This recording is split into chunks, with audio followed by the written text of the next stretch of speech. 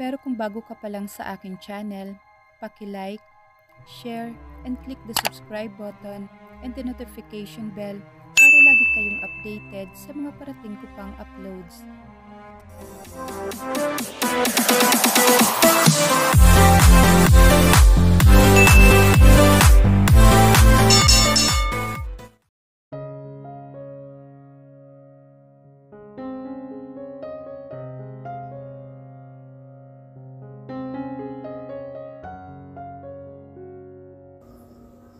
Nakatunghay si Aling Bening kay Mia. Alam niyang nahihirapan ni ito ng husto. Gusto sana niyang agawin ang nilalabahan nitong kumot, ngunit nag-aalala siyang magalit na naman ng kanyang anak. Noong nakaraang araw lang, ay nakita nito na tinutulungan niya si Mia at nasermonan ng anak niya ang asawa. "Anak, hanggang kailan mo ba papahirapan si Mia? Abay, nakakaawa na." Si Tania, "Hayaan mo lang siya, ma. Ginusto niya magpakasal sa akin, pwes magdusa siya." May diing tugon ni Victor. "Sana pala hindi ka nalang humingi ng tulong kay Ma'am Olivia, kung ganyan din palang gagawin mo sa anak niya." Tinalikuran na niya ang anak. Dumiretso siya sa kusina upang ipagluto na makakain si Mia. Wala siyang ibang makita, kundi pansit canton lang. Matapos maluto ay dinala na niya yon sa dalaga. Sinamahan pa niya ng tinapay at juice. "Mia, magpahinga ka muna.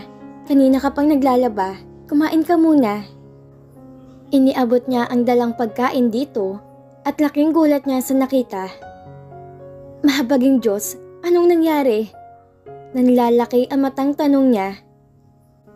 "May allergy po siguro ako sa sabon na ginamit ko. Ang hapdi nga po eh."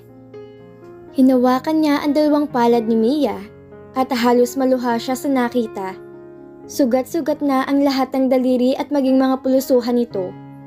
Labis siyang nahabag dito. Niyaya niya to sa loob, ngunit tumanggi ito. "Ma, nandiyan na po si Victor. Baka magalit na naman yon." "Hindi. Halika muna sa loob para magamot yung kamay mo." Hinila na niya ang dalaga papasok sa bahay. Sinalubong sila na masamang tingin ni Victor. "Hindi pa tapos ang ginagawa mo ah." "Ma, wag na po." Hinigit nito ang kamay, ngunit maagap yung hinilang muli ng ginang. "Gagamutin ko lang to." Aniya, kasabay ang pagpapakita sa palad ng dalaga sa anak. "Hindi na kayo nasanay sa kaartehan ng babaeng yan, ma." "Hindi to kaartehan, Victor." Malakas na tugon ng ginang. "Kung aalilain mo siya, mabuti pang ibalik mo na lang siya sa poder ni Olivia. Hindi ka na nahiya sa ina niya? Dapat nga'y tumanaw pa tayo ng utang na loob sa kanila. Dahil kung hindi sa kanila'y baka nasa kulungan ng kapatid mo." Bulyaw niya sa anak. Hindi na nakatugon si Victor. Si Mia na may napakagatlabi na lang habang nilalagyan ni Bening ng gamot ang palad nito. "Magpahinga ka na, Mia. Ako nang tatapos ng ginagawa mo. Kumain ka muna ng niluto ko merienda." "Wag na huma. Kaya ko pa naman po." "At paano mo noon babalikan ng ginagawa mo?" Nawala ng kibo si Mia. Sa halip na magpahinga ito, ay sinamahan na lang nito si Aling Bening sa likod bahay at doon na rin ito kinain ng niluto ng ginang. Maluha-luhang kinakagat ni Mia ang tinapay habang nakatunghay sa ginang. Alam naman niyang busilak ang puso ng ginang, pero hindi niya akalain na siyang kakampihan nito sa halip ng anak. "Ma, salamat po ha." Madamdaming hayag niya. "Para saan naman? Ang bait-bait niyo po kasi." Napangiti ito. "Nambola ka pang bata ka." "Totoo naman po." Nakangiting tugon niya. Natigil ang pagkukwentuhan nila nang dumating si Victor. Nawala bigla ang ngiti sa labi niya at nagyuko na lang ng ulo dahil tiyak niyang galit ito sa kanya. "Ma, may pupuntahan lang po ako saglit." Paalam nito sa ina. "Sige, dito ka ba maghahaponan?" "Hindi ko alam." Tugon nito tinalikuran ng ina, ni hindi man lang nagawang suyapan ng asawa. Kahit sanay na sa malamig na pakikitungo ng asawa ni Mia, si Mia ay nasasaktan pa rin. Naiitanong tuloy niya sa sarili, Sadya bang may galit to sa kanya para kamuhian siya nito? Sadya bang masama ang tingin nito sa kanya? Napahinga na lang siya ng malalim habang nakahabol ng tingin sa papalayong asawa. Ipinagpahinga na siya ni Benning matapos ang pangyayari sa kamay niya. Ngayon ay mag-isa siya sa silid nilang mag-asawa. Nagmumuni-muni sa maaaring mangyari hanggang sa kusang sumukong isip niya. Dinampot na lang niya ang cellphone at tinawagan ng ina. Maswerte pa rin siya dahil hindi siya pinagbawalan ni Victor ang paggamit ng cellphone. Kahit papaano nakakausap pa rin niyang ina. Ma'am, okay ka lang ba? Are you sad? Gusto mong puntahan kita riyan? Punong-puno ng pag-aalalang sabi ng ina, marinig ang matamlay na boses ng ina. No need, iha. Mag-enjoy ka na lang muna sa piling ni Victor. Okay lang ako, anak. Nakagat ni Miyang pang-ibabang labi natapos ng kanilang pag-uusap. May luha sa mata. Maging sa sariling inay inililihim yung kaganapan sa buhay niya sa piling ni Victor. Ayaw niyang aminin sa ina dahil alam niyang magagalito sa kanyang asawa at tiyak na paglalayuin sila. Ipinagpapasalamat din niya na hindi ito pumayag na puntahan niya dahil kung hindi ay tiyak na niyang magtataka to kapag nakitang bagong itsura niya. Kung alam mo lang, ma'am, napahikbi siya at napasulyap sa kamay na puno ng sugat. I miss you so much, mommy. Tumayo siya at lumapit sa salamin at dooy sinuroy ang sarili. May ipinagbago na sa pisikal niyang anyo. Nangingitim na ang balat niya, marahil ay sa pagbibilad sa araw. Wala nang anumang makeup, hindi tulad ng dati. Idagdag din ang pangingitim ng gilid ng mata niya na kung titingnan ay para siyang may sakit. May kahabaan na rin ang buhok na dati-rati ay lampas balikat lang niya. Kung dati ay short ang sinusuot niya sa loob bahay, ngayon maluluwang na duster ng pinaglumaan ni Benning. Oh my God, ganito ba na talagang itsura ko? Tanong niya sa sarili. Sinapo niya ang magkabilang pisngi. Ang laki na ng pinagbago ko from head to toe. Naisa na niya maglagay ng kahit kaunting makeup para naman magkaroon ng kulay ang pisngi niya. Ngunit pinabuti niyang hindi na lang sundin ang nasa isipan. Huminga na lang siya at ipinikit ang mata hanggang sa hilahin na ng antok ang diwa niya. Sumusuray na dumating si Victor. Nahampas pa niya ang pintuan na labis na ikinagulat ng ina at ama. Mabilis na dinaluhan siya ng ina. Diyos ko anak, ano bang nangyayari sa'yo? Bakit ka ba nagkakaganyan? Okay lang ako ma, nagkasiyahan lang ho ang grupo. Abay, gabi-gabi ka nalang naglalasing ah? Naglalasing ako para pagdating ko rito tutulog ako agad. Ayoko masilayan ng mukha ng babaeng pinakasalan ko. Nagsalubong ang kilay ni Gary. Kung ganon, bakit mo siya pinakasalan? Galit nitong tanong. May pagpipilian ho ba ako? Kung hindi ako humingi ng tulong sa ina niya, ano kayang nangyari kay RJ? Palibhasa kasi, wala kang pakaalam sa pamilyang to. Wala kang naitulong sa pamilyang to. Pasigaw niyang tugon sa ama. Nang dahil sa sinabi niyang yon, ay nasuntok siya ng ama. Alam kong wala na akong maitulong sa pamilyang to. Pero igalang mo pa rin ako dahil ako ang iyong ama. Anak lamang kita. Kinuwalyahon nito ang anak. Gary, tama na. Awat naman ng ina. Hindi naman kinakitaan ng kahit kaunting takot si Victor. Ngunit pinili na lang niyang wag ng patulan ng ama. Nawala bigla ang kalasingan dahil sa suntok na natamo. Sapo ang pangang nasaktan ay mabilis na lamang niyang tinahak ang silid.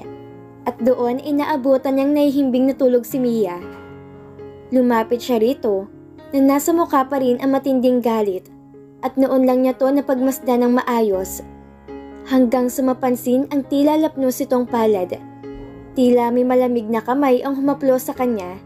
At kahit papaano'y nakadama ng awa rito. Ganito na ba ako kasama para parusahan siya ng husto? Hahaplusin sana niya ang mukha ng asawa. ngunit agad ding napahinto ang kamay niya. Nangangalit bigla ang kanyang ngipin. Sa tuwing pumapasok sa isipan ng dahilan kung bakit siya nagkakaganon, ay lalong nadaragdagan ang galit niya rito. Si Angelica.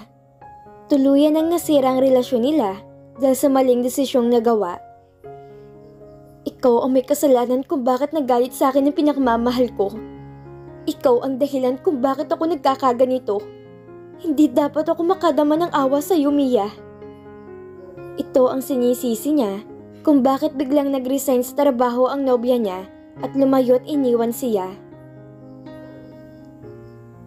Alipin. Yan ang trato kay Mia ni Victor. Pero baliwala yun sa kanya. Ang importante sa kanya ay makasamang minamahal. Pero hanggang kailan nga ba siya magtitiis? Hanggang kaya niya? Hanggang sa dumating ang araw na matanggap na siya ng asawa. 5 buwan na siya sa poder nito. Hindi pa man lang niya ito natatabing matulog. Kahit mayakap o mahawakan man lang, napakailap nito sa kanya. Hindi rin siya nito pinapayagang sumama sa office kahit na may karapatan siyang pumunta. 1 beses lang din siyang nakadalaw sa ina at nakabantay pa to sa kanya. Magkagayon pa man, ay hindi siya kailanman nagreklamo. Hindi siya umangal kahit mali ang trato nito sa kanya. Hindi naman siya pinababayaan ni Aling Benning at maging si Mang Gary na ama nito, kakampi niya ang mag-asawa. Tinutulungan siya ng ginang sa gawaing bahay. Mia, ako na riyan. Matatapos na po ako, ma. Ipinagpatuloy niya ang paglalampaso sa sahig. Kanina ka pang naglilinis, magpahinga ka muna. Giit ni mama. Okay lang po yon. Nangingiting tugon niya. Araw yun ng Sabado, kaya walang pasok si Victor. Gusto niya'y malinis na malinis ang buong bahay kapag gumising na ito. Sa kabila ng pagod at hirap na dinaranas niya, sa kabituran ng kanyang puso masaya siya. Hindi dahil sa napaglilingkuran niyang asawa, kundi dahil sa kahit papaano'y natuto siya sa mga bagay-bagay na dati-rati, ay inaasa lang din niya sa mga katulong sa bahay. Nang matapos niyang ginagawa, ay dahan-dahan siyang tumayo at inikot-ikot ang bewang. Ouch! Daing pa niya. Si Ate Mia matanda na, sumasakit ng mga buto. Biro ni RJ na ikinangiti niya. Ikaw na bata ka? Tumigil ka nga. Kita mo ng pagod ang ate mo eh. Saway agad ni Benning at nilapitan siya. Magpahinga ka na anak. Sige po ma, tapos na rin naman po ako sa mga gawain ko. Napatitig siya sa gitarang hawak ni RJ. May kalumaan na yon na pinagtsatsagaan pa rin gamitin nito. Lumapit siya rito at tumabi ng upo. Dati-rati ay bawal siyang umupo sa sofa, pero nang pagsabihan ni Benning si Victor, ay pumayag na rin ito. Let me try? Aniya. Iniabot naman ni RJ ang gitara sa kanya, at nang mahawakan, ay nagsimula na niyang kalibitin ang mga string. Wow! Ang galing mo palang kumanta, Ate Mia! Puri ni RJ na pumapalakpak pa. Napangiti siya at inabot na rito sa gitara. Simula pagkabatay marunong na akong kumanta. Tumango-tango si RJ. Ate, sabay tayo. Ito naman ang kumalabit sa string at nagpatiuna nitong hinimigan ang tugtog. Habang kumakanta si RJ, ay naiisip ni Mia na patungkol sa kanyang kantang iyon. Akmang-akma yun sa sitwasyon niya at ni Victor. Tumingin to sa kanya at sinabayan na ito sa pagkanta. Pinigil niyang huwag gumawa ng maling hakbang sa pagkanta kahit sa kaloob-looban niya'y nasasaktan siya. Ang tagpong yon ang nabungaran ni Victor sa paglabas niya sa silid. Hindi siya napapansin ng dalawa, kaya't nahalina siyang pakinggan ang magandang tinig ng asawa. Ngayon lang niya nalamang may angking galing pala to sa pag-awit at may hilig din sa gitara. Buong akala niya, puro kasosyalan lang ang alam nito na pinakaayaw niya. O anak, gising ka na pala. Bati ni mama na nagpabaling ng paningin niya sa ina. Mag-almusal ka na. Napahinto naman si Mia sa pagkanta at tila nihiyang napayuko ng ulo ng sulyapan niya ito. Ipinagkibit balikat na lang niya yon at tinungo ang kusina. Mag-isa siyang kumain ng almusal o masasabi niyang tanghalian na dahil 11:00 na ng umaga siya nagising. Bahagya pa siyang napangiti na maalalang nagdaang gabi. Binilisan niya ang pagkain at nang matapos ay pumasok sa silid. Sa kanyang muling paglabas ay napanganga ang mga tao, lalo na si Mia sa ayos niya. Ang pogi natin ngayon kuya ah, may date ka? Pinandilatan ito ni mama at manakay sumulyap sa kaharap na manugang. May client akong imimit ngayon kaya kailangan presentable. Hindi tumugon ang mga kaharap niya, ngunit mababanaag ang labis na pagtataka. Hindi na lang niya yun pinansin. Na makapagpaalam na sa ina, ay sumakay na siya na hindi man lang nagawang magpaalam sa asawa. Naisipan ni Mia na lumabas. Gusto niyang ibili ng gitara si RJ. Pinayagan naman siya ni Benning na ipinagpasalamat niya. Sa malapit na mall na lang niya piniling pumunta at gamit ang naipong savings ay nakabili siya ng isang mamahalin at magandang uri ng gitara na tiyak niyang magugustuhan ni RJ. Naisipan din niyang bilhan ng damit si Aling Benning at Mang Gary. Ang tagal ko na palang hindi nakakapag-shopping ah. Aniya, habang nakatingin sa mga damit na nakahanay. Isa-isa niyang kinuha ang lahat ng mga nagustuhan niya. Inilagay yon sa basket at sakay pumila na upang mabayaran ng mga kinuha. Habang nakapila siya, napasuyap siya sa kadabing jewelry shop. Labi siyang napanganga sa nasaksihan. Si Victor, may kasama tong babae at familiar yun sa kanya. Hindi niya inaalis ang paningin sa dalawa kahit kaharap na ng cashier. Tila may kutsilyong tumarak sa kaibuturan ng puso niya habang nakatanaw sa dalawa. Napakasweet ni Victor kay Angela. Nakahawak ang kamay nito sa bewang habang ang dalaga na may pumipili ng kung anumang alahas. Ma'am, okay ka lang ba? Napapidlag siya na magsalita ang cashier. Hindi pala niya namalayang may umagos na luha sa pisngi niya. Nahihiyang pinahid niya yon at saka ngumiti. Oo, okay lang ako. Salamat. Kinuha na niya ang mga pinamili at mabilis na lumabas na ng mall. Habang nasa biyahe, ay pinigil niyang luhang pilit na nagkukumawala sa mata niya. Isang sakay lang naman kaya madali rin siyang nakarating. Malayo pa lang siya, ay natanaw na agad niya si RJ na nasa labas ng bahay. Sinalubong siya nito na makitang maraming bitbit. Ang dami mo namang pinamili ate. Kaunti lang yan. Tugon niya at iniabot ng binili para rito. Tuwang-tuwa to sa binili niya. Ganon din si mama at papa na binigay ng damit. Tulad ng inaasahan niya, hindi na naman nila nakasabay si Victor sa hapunan. Bakit pa nga ba siya aasa? Ngayong alam na niya kung bakit. Hinintay niya ang pagbalik nito. Kahit pa nga may kalaliman na ng gabi, matagal niyang pinag-isipan kung anong sasabihin sa asawa. Kung paano ang tamang taktika para ipaalam ang nalaman. Eksaktong 11:00 nang pumasok to sa silid nila. Nasa mukha pa rin ang kasiyahan nito. Tinitigan niya to na matagal. Bakit ganyan ka kumakatingin? Tanong nito habang hinuhubad ang suot na t-shirt. Sinong kamiting mo? Hindi niya alam kung bakit yun ang lumabas sa bibig niya. Isang kliyente na matagal ko nang inaalok para mag-invest. Tumayo siya at lumapit dito. Mapakla siyang napangiti. Matagal mo nang inaalok? O matagal mo nang nobya? Nawala ang ngiti sa labi ni Victor. Ano bang pinagsasasabi mo? Manahimik ka nga. Huwag mo sirain na maganda kong araw.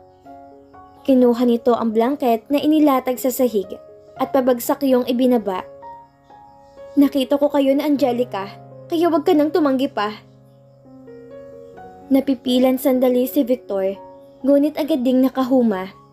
So, may masama ba roon? Meron. Mariin niyang tugon. Asawa kita. Kasal tayo. Sa mata ng marami at sa mata ng Diyos, kasal tayo. Halos mamula siya sa galit. Kaya niyang tanggapin ang ginagawang pang-aalipin nito, ngunit hindi niya matanggap na meron tong ibang babae. Hinarap siya nito at napangisi. Hindi kita mahal. Sa papel lang tayo mag-asawa. Tinanggap ko lang alok niyong kasal para makuha ang aking posisyon. Si Angelica ang mahal ko. Isaksak mo yun sa kukote mo. Sagot nito at tinuktukan pa siya.